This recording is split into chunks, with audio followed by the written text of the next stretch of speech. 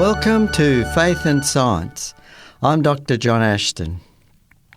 I'm sure most of us have seen the sort of cartoon or illustration of human evolution from apes, where there will be a picture of an ape-like sort of animal, and that's sort of crouching down, and then gradually this animal stands up, becomes more erect, and it loses hair. There's less and less hair, and slowly more human features are drawn in this series of cartoons, and eventually you have an upright human man, sort of with a very good physique, standing there.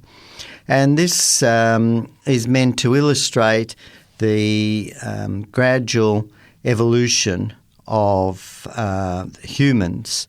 And of course this directly contradicts the biblical account where God revealed to Moses the origin, and we know that to the human generations passed down, would have passed down the record of Adam and Eve, the first humans that God created. And we know that the Bible gives an account of creation, that the world and life on it was created in 6 literal days. And on the 6th day, humans were created. And before then, of course, there were the plants and animals.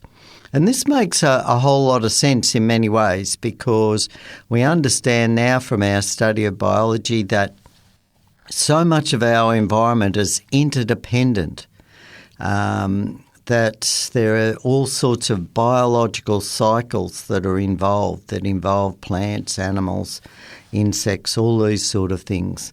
They all play a role in providing a living system together. And also the concept that humans were made, as the Bible reveals, in the image of God. We have a mind where we can discern and understand nature. The evidence that we have is that the animals, the insects, the flowers, and these sort of things, they're not so much aware that they're alive. They can't do research and understand nature. So they can hunt for food, they can they can move around to find a mate and reproduce and so forth. But these are basic operations. Whereas the human mind is such that we can understand the workings of nature. We can learn as well about nature. And so obviously, science has evolved, and look at the technology that we have now is where we have made huge advances in medicine, in developing medicines and surgical procedures that can save life, interventions where we can do heart bypasses and so forth. We can do particular organ transplants of kidneys and so forth, and save lives. And we've developed massive amount of technology, the mobile phone, the computer systems that we have now that can store vast amount of information, the communication systems that we have, the development of all different types of technology. And all this is through the study, all this is developed through the mind, the ability to create. And of course we understand so much more about nature too, and we can do research. We've built telescopes and radio telescopes to study the universe about us. And so this is something where our minds really have unique features, the human mind, and we can be very creative, the amazing works of art as well, and language. We can communicate in language and write in language, so the human brain is quite distinct in its ability. And although people have done, different experiments with apes and chimpanzee and so forth to try and teach them things, and we can teach dogs and whales and so forth certain behaviour patterns, often, bribed with food or some sort of reward system.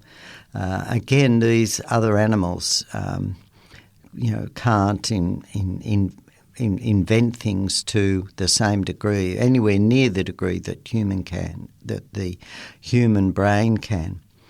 And of course, evolutionists who have tried to particularly promote the theory as an alternative to creation.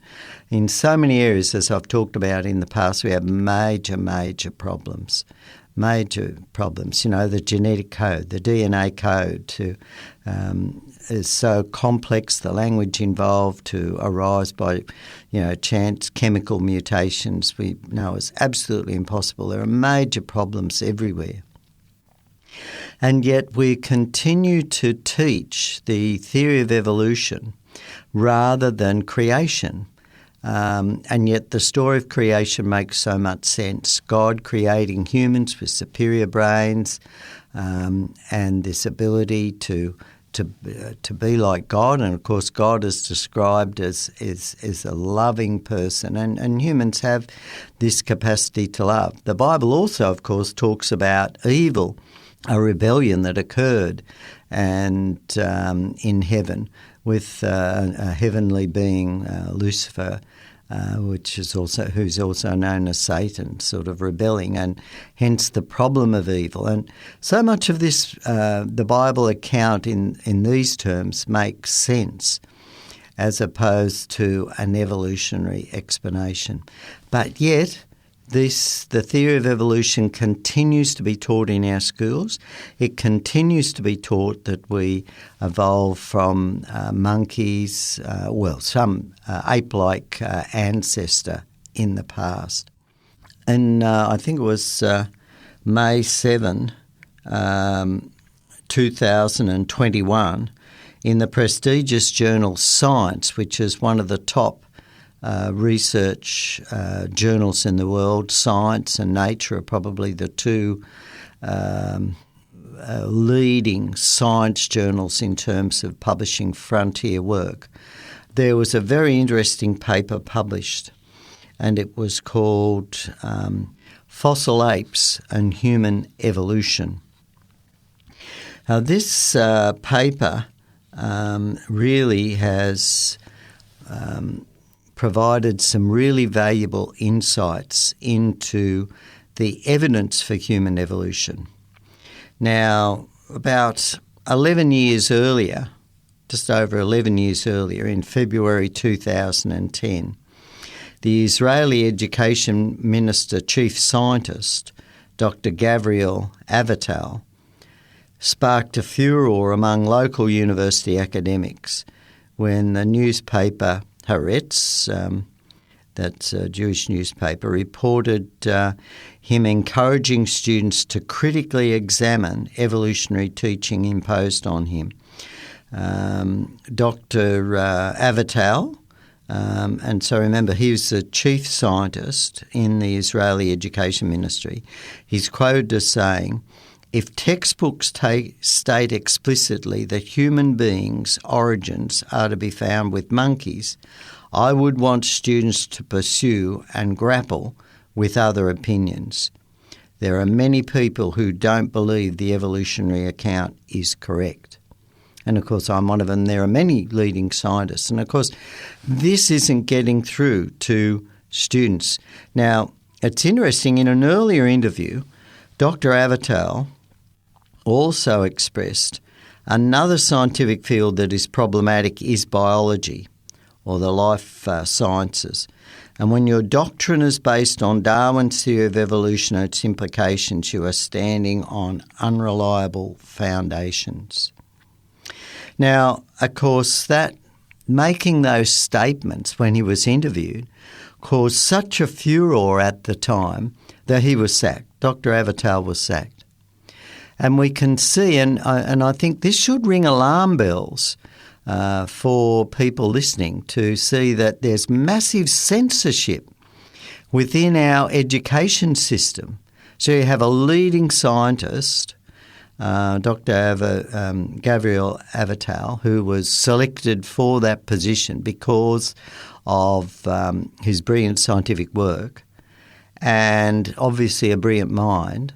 And he recognised the major problems, but then as soon as he speaks out about it, he is then forced to resign. And there's a certain scientist spoke up and sort of said, such statements should never be made. We can't have a scientist like that, in such a position in our education department, will make us a laughing stock, all these sort of statements.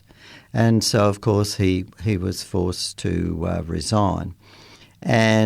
But this should ring alarm bells. This is censorship. This isn't teaching science based on scientific research. This is teaching science based on a religious view. It's teaching science based on the religious view that there is no God. It's a view of faith. It's a faith view that there is no God, in front of the overwhelming evidence that we have that evolution is impossible and that there is a creator God.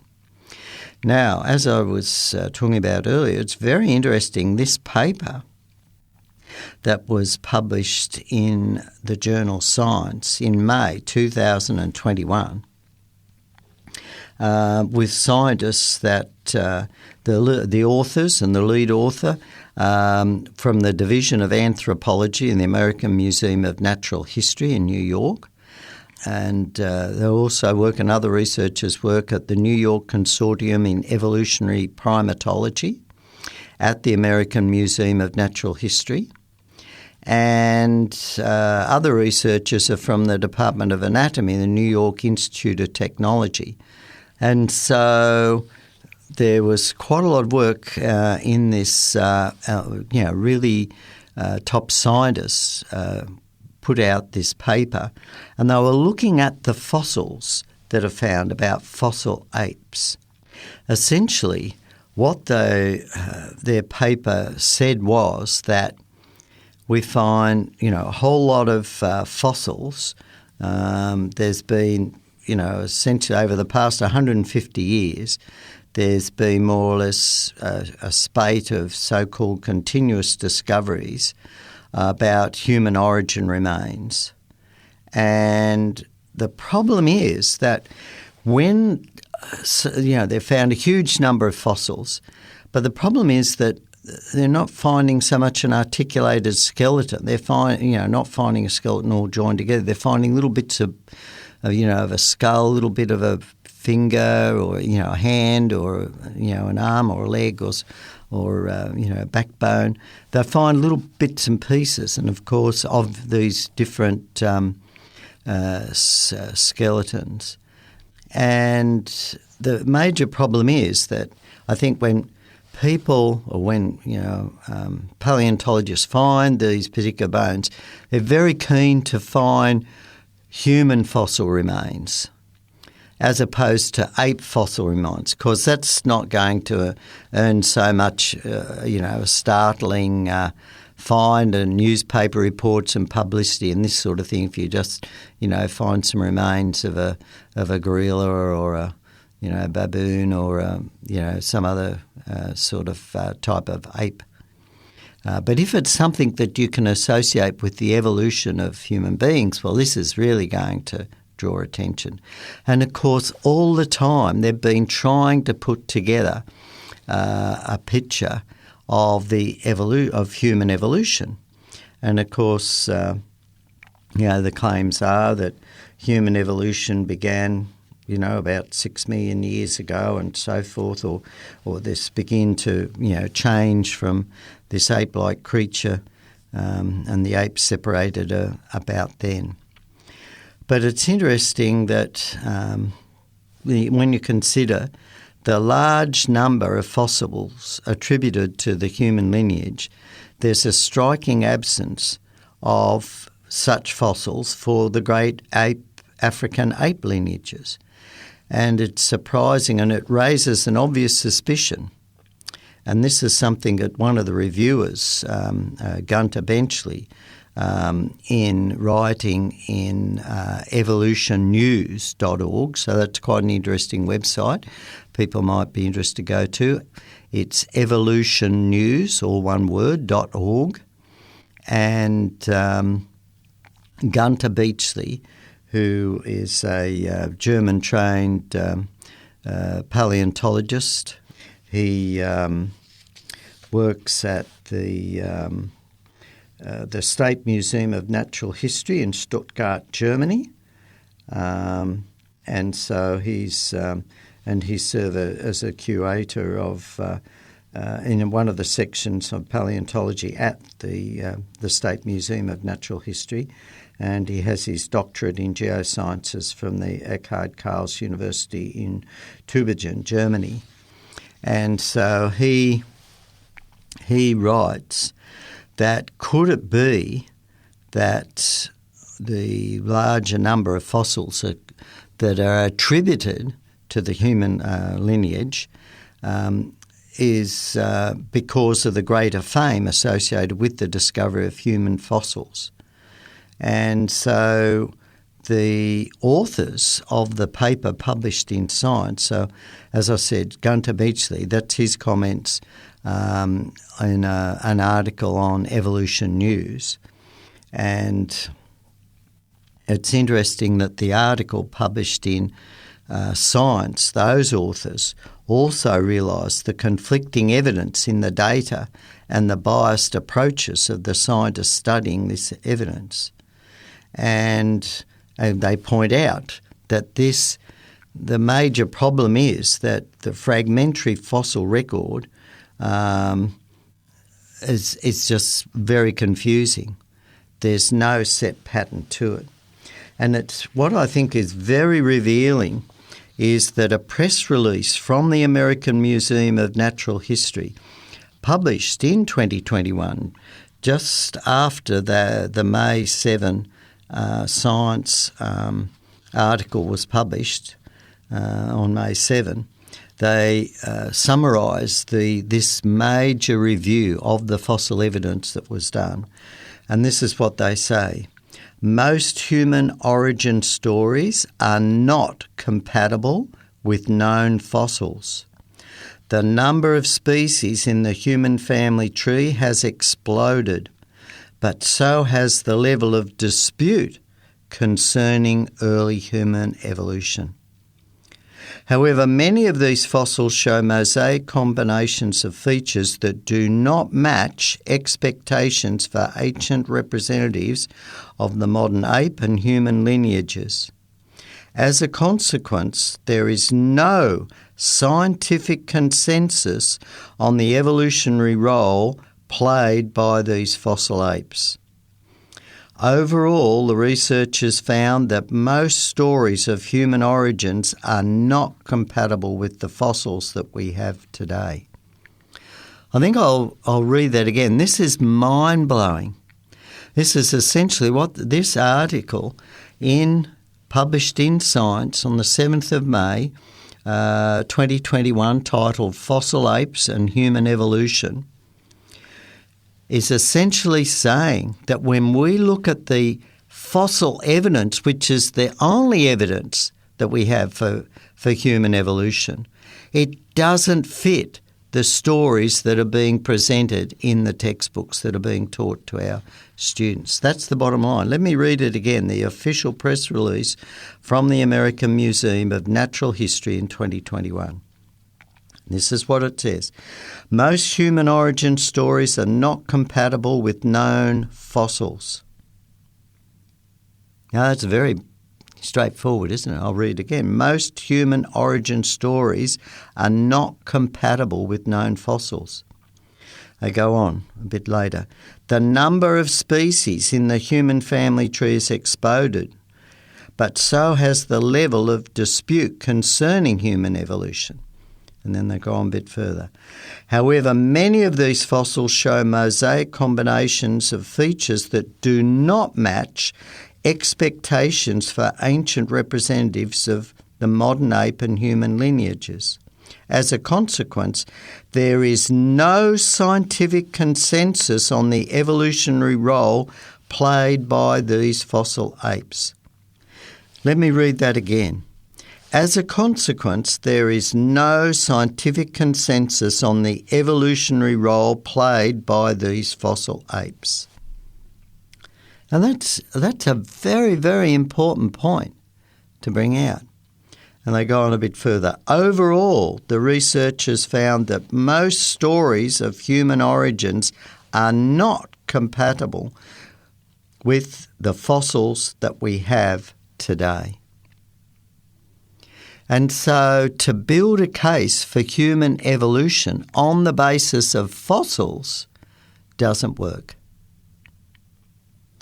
And I think this points out that the Bible account is a realistic account. It fits the evidence. We just now have more evidence that the evolutionary account for humans is not supported by the fossil record. But how long is it going to take for this to get into schools?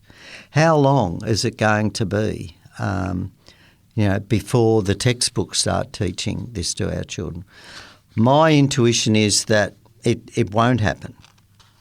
They'll keep teaching that because the other alternative, of course, is God created us. We were made in the image of God.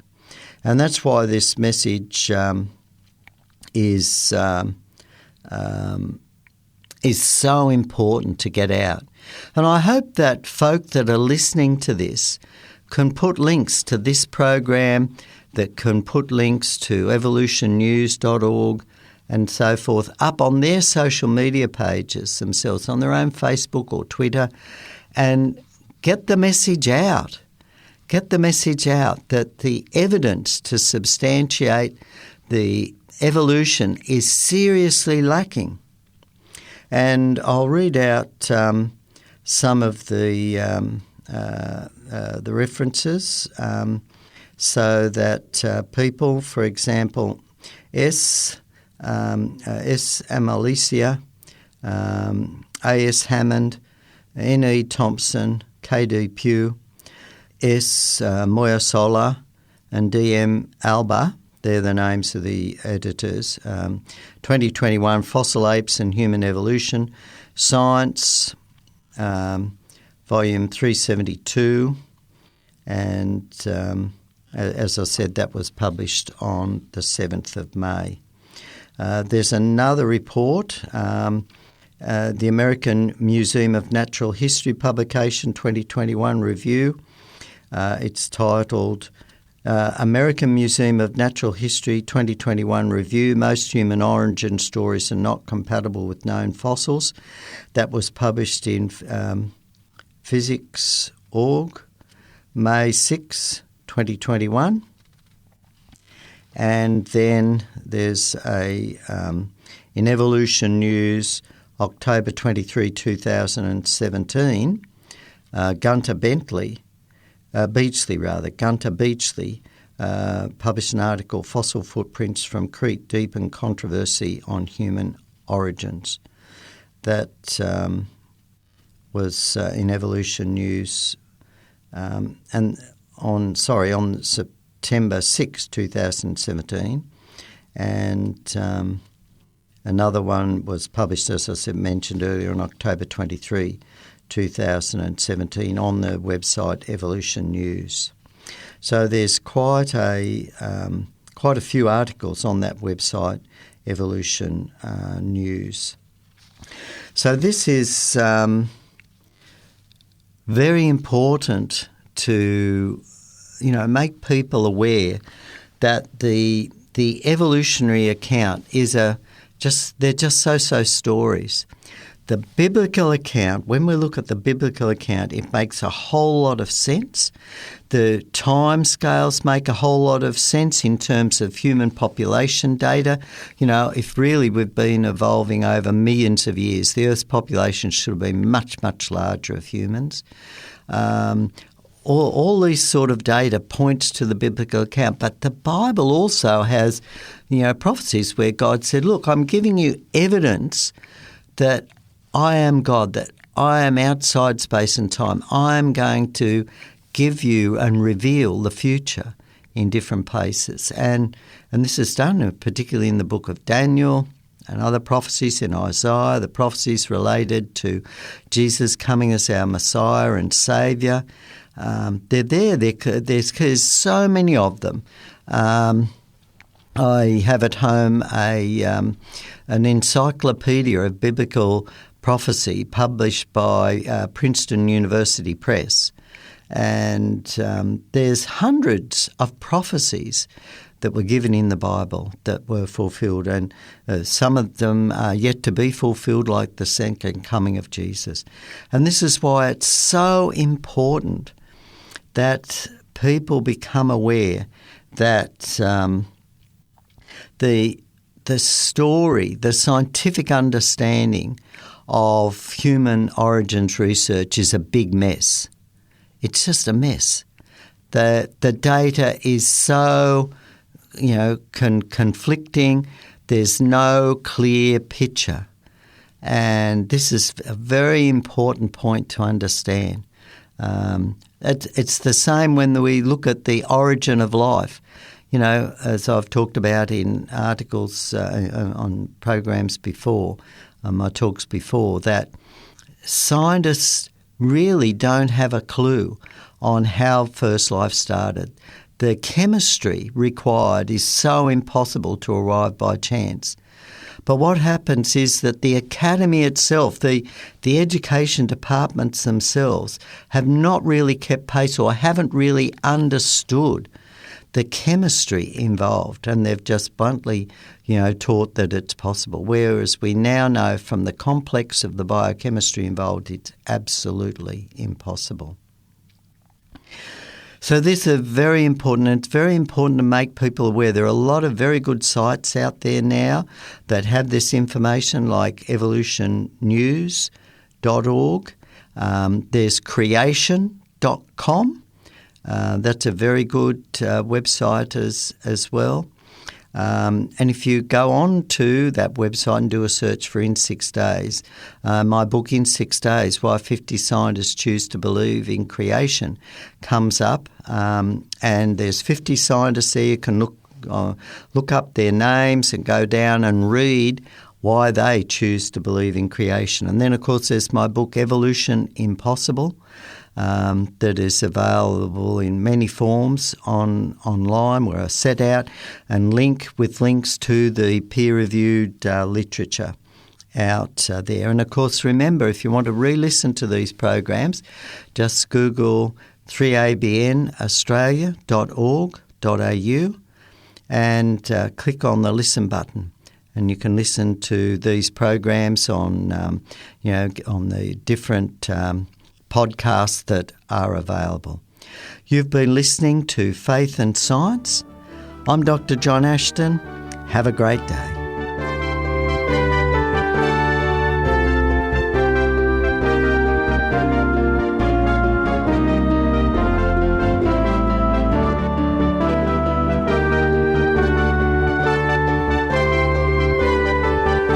You've been listening to a production of 3ABN Australia Radio.